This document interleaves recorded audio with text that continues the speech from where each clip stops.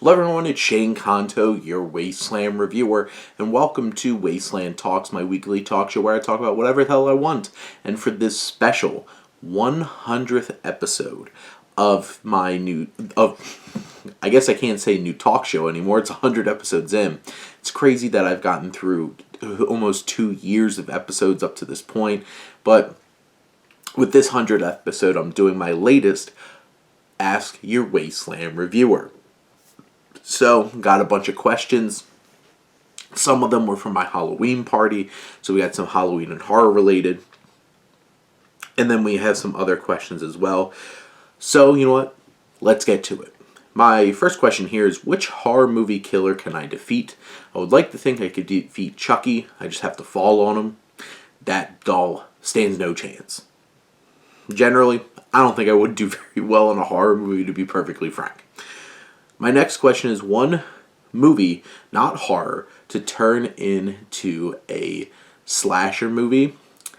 I'm going to say the first John Wick, because I feel like he already has that vibe of this boogeyman, and more or less, I feel like if you made that movie from the perspective of the mobsters and stuff like that, and the assassins, it would feel like a slasher movie, and John Wick's coming for you. Next up, animated film scarier than horror. I think Phil Tippett's Mad God definitely is crazy and ridiculous and grotesque enough that it's scarier and more unnerving than most actual horror movies. But some animated films have some pretty horrifying moments. Like the brave little toaster with the suicidal air conditioner. Yeah, that seems scarier than a lot of horror movies. The thing with Coraline, it's already horror adjacent, but those button eyes, that other world, super creepy. But it's Neil Gaiman. My favorite horror movie director has to be John Carpenter. I love all of his work that he's done in the realm of horror. And even when, towards the end of his career, they weren't the best films, there were some really great ideas. But Halloween and The Thing are two of my favorite horror films. They're absolutely fantastic. If I could have 100 of any film franchise, I want 100 John Wick films. I feel like you could just keep expanding this world and all these different kinds of characters and backstories and different periods in time. They all just have to be directed by Chad Stahelski. So unfortunately, you're going to have to live forever. Sorry, Chad.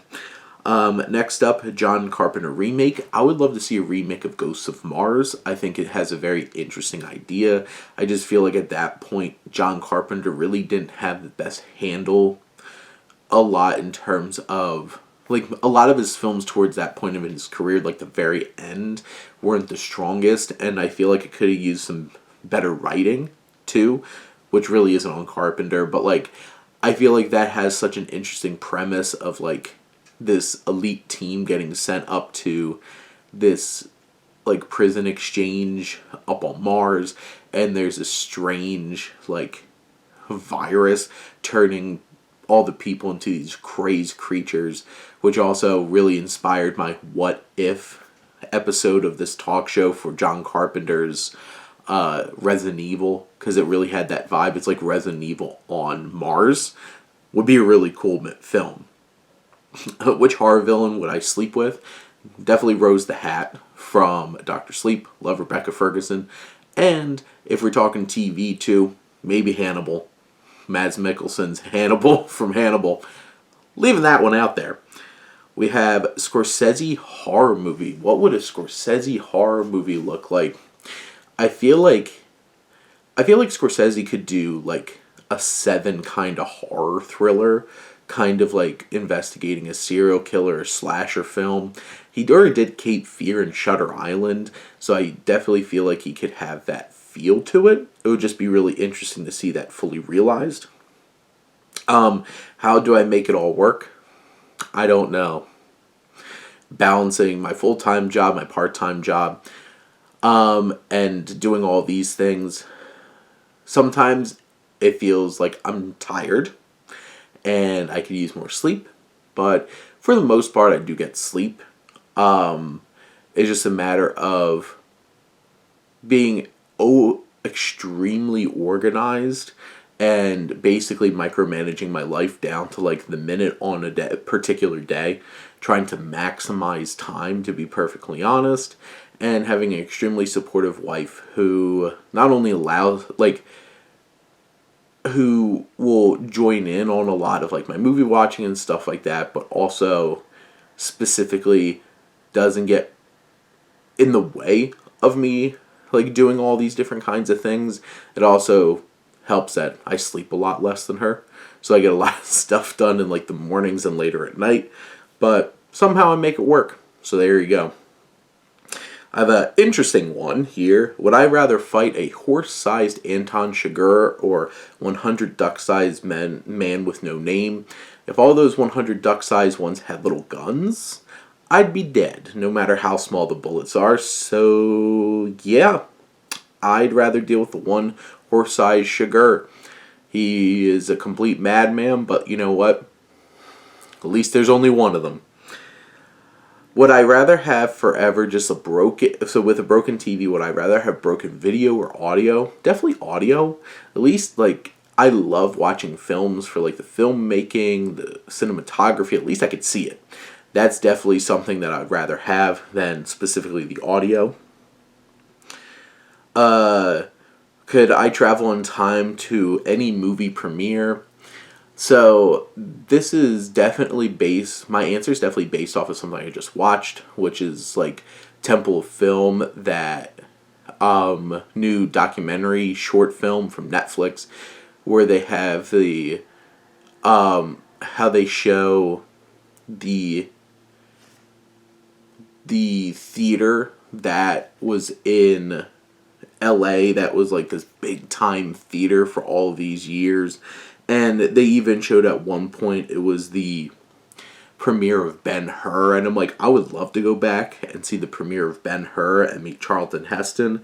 I think that would be pretty cool. It was the Egyptian theater. I think that would be, like, the Egyptian theater premiere of Ben-Hur would certainly be one I want to go back and check out. Favorite movie, snack, or snack to ban. So I can't have corn. So in my darkest morbid thing is I would ban popcorn so nobody could have it. But that would be mean. So if I had to pick one snack at the movie theater that I wouldn't want to see there anymore, I feel like anything that's too strong a smell. There's the thing is, like, I don't really have anything that I want to ban other people from having. But probably my go-to snack, like, if I had to pick, like, what I actually get, it's either peanut M&Ms, or if I want something more substantial, I'll get, like, mozzarella sticks, or, like, curly fries from AMC, or even their fried mac and cheese balls. So those are probably the fried mac and cheese balls. They're probably my favorite snack that I've gotten at the movies. Any abandoned project you'd want to see? Oh, I would love to see so many films that Guillermo del Toro was supposed to make. I would have loved to see his two Hobbit films, because I feel like they would have to be better than what we got. They would have to be leaner than we got. And maybe it didn't have a bunch of fan fiction, like Evangeline Lilly's character, who's an elf who's just there to have a love triangle with a dwarf and Legolas and feel really weird. I would love to see Guillermo del Toro's version of the two Hobbit films. I think that one definitely would be my top choice. Favorite road trip movie? So, I think my favorite movie that I ever watched on a road trip, and I think that's the purpose of this, is like favorite movie to watch on a road trip. I watched Black Narcissus on Criterion Channel on my trip to North Carolina for the first time with my brother, and that movie blew me away. It's in like my top 25 films, top 30 films of all time, and I just did not expect that film, and I'm just watching this absolute classic on my phone on the way there. It really blew me away. So one of my friends who's also a baseball fan asked, when are the Diamondbacks actually going to win their next World Series and who will be the MVP? I'm going to say the Diamondbacks are going to win the World Series in 2026. Corbin Carroll, mullet power, World Series MVP. Boom, there it is. Put it in the books. I need a conclusion to a particular cliffhanger. I don't know if this is fully a cliffhanger or not, but there's so much hanging thread of a horrible future to come, potentially at the end of Hellboy 2: The Golden Army, that we never get that resolution to, and I really want Hellboy 3 from Guillermo del Toro and Ron Perlman. So in a world where people are spending $270 million on movies like The Marvels, which I had a good time, I really enjoyed it, but $270 million on something like that, somebody could fork over $150 million to Guillermo del Toro so we can have the last Hellboy movie. Boom. Favorite banned episode of TV? I'm still mad that this is banned. Is the D&D episode of Community. At that point where they were trying to absolutely destroy every single evidence of blackface ever on television, this episode has Senior Chang dress up as a dark elf, who's not even supposed to be a black person. They're a dark elf, but it can be interpreted as blackface specifically, so they banned the episode. It is one of the funniest episodes of that show. I think Chevy Chase is absolutely diabolical in that episode, and I love that episode so much, and I really wish that it wasn't banned. Next up, movie franchise I would love to work on. What capacity? I want to be part of the MCU, and I want to write, direct, and star in a Ghost Rider movie. And I want to be Johnny Blaze. So, make it happen. I have ideas. Next up, favorite sports movie. My favorite baseball movie definitely is Major League. So hilarious. Love it so much. Most of my favorite sports movies are baseball. But if I had to pick any sports movie, it's gonna be Rocky. Come on. I'm an Italian American from South Jersey. Of course I'm going to pick Rocky. Why wouldn't I? Next up, make a movie silent. I really feel like a movie that's not silent that would be cool as a silent film is Mad Max Fury Road, because they already minimized the amount of dialogue anyway. I just think it would be an interesting experience to see how that goes. Live action Bluey cast. So I don't know little kid, not a lot of child Australian actors, but if I'm picking the parents, Bandit's gonna be Russell Crowe and Chili's gonna be Miranda Otto. So enjoy, chew on that one. A movie that will always make me laugh: Shrek, or Shrek 2, or Step Brothers and the Other Guys. Boom. Those are the movies that if I need a laugh and I need a guaranteed laugh, they're going to get me it, and I'm going to enjoy every second of it. What films are going to be nominated for Best Picture for 2023 here? I think the definite ones are going to be Oppenheimer, Barbie, Killers of the Flower Moon, Poor Things, The Holdovers. Feel like Maestro, probably.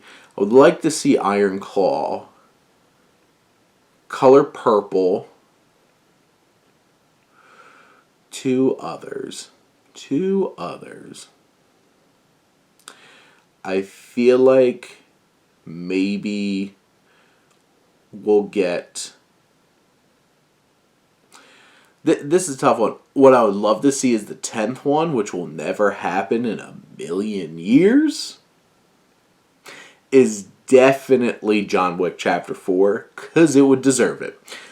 Maybe All of Us Strangers. I think that would be an interesting one. So, boom. There are the 10 nominees. We'll see how accurate I am.